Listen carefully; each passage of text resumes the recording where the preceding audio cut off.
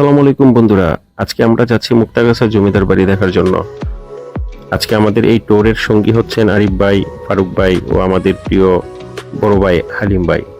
ময়মনসিংহ থেকে 17 কিলোমিটার দূরে এই জমিদার বাড়ি। ময়মনসিংহ থেকে সিএনজি অথবা বাসে করে আপনারা চলে আসতে পারেন মুক্তাগাছায়। মুক্তাগাছা শহরে এই জমিদার বাড়ি অবস্থিত। ময়মনসিংহ থেকে মুক্তাগাছা সিএনজি এবং বাসে করে আসা যায়। যদি সিএনজি দিয়ে আসেন তাহলে জনপ্রতি ভাড়া পড়বে 50 টাকা, আর বাসে আসলে এর জনপ্রতি ভাড়া পড়বে 20 টাকা।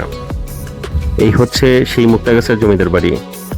দূর দূরান্ত থেকে অনেক দর্শনার্থীরা এই জমিদার বাড়ি দেখতে আসেন। আজকে আমরা এই জমিদার বাড়ির ইতিহাস ঐতিহ্য সম্পর্কে আপনাদেরকে জানানোর চেষ্টা করব।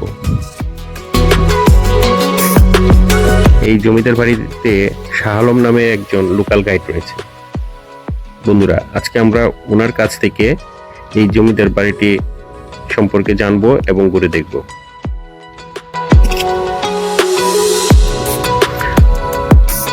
মুক্তাগাছা জমিদার বাড়ি ময়মনসিংহ জেলার মুক্তাগাছা উপজেলার একটি ঐতিহ্যবাহী প্রাচীন স্থাপনা।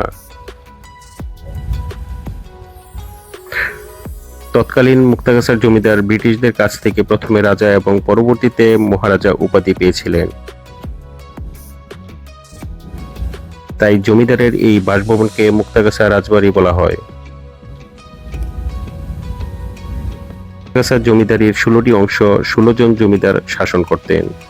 মুক্তাগাছা জমিদার বাড়ির প্রবেশ মুখে আছে বিশালাকার সিংহ দরজা। রাজবাড়ির ভেতরে আছে জমিদারের মায়ের ঘর, মন্দির, দরবার হল, কাচারি ঘর, অতিথি ঘর, সিন্দুক ঘর ও অন্যান্য ভবন।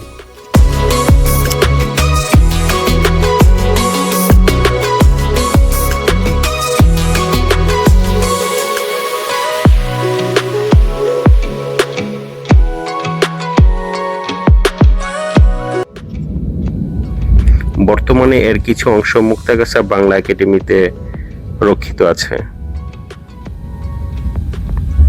প্রায় 100 একর জায়গার উপর নির্মিত মুক্তাগাছা রাজবাড়িটি প্রাচীন স্থাপত্য শৈলীর অনন্য নিদর্শনের সাক্ষী হয়ে আছে।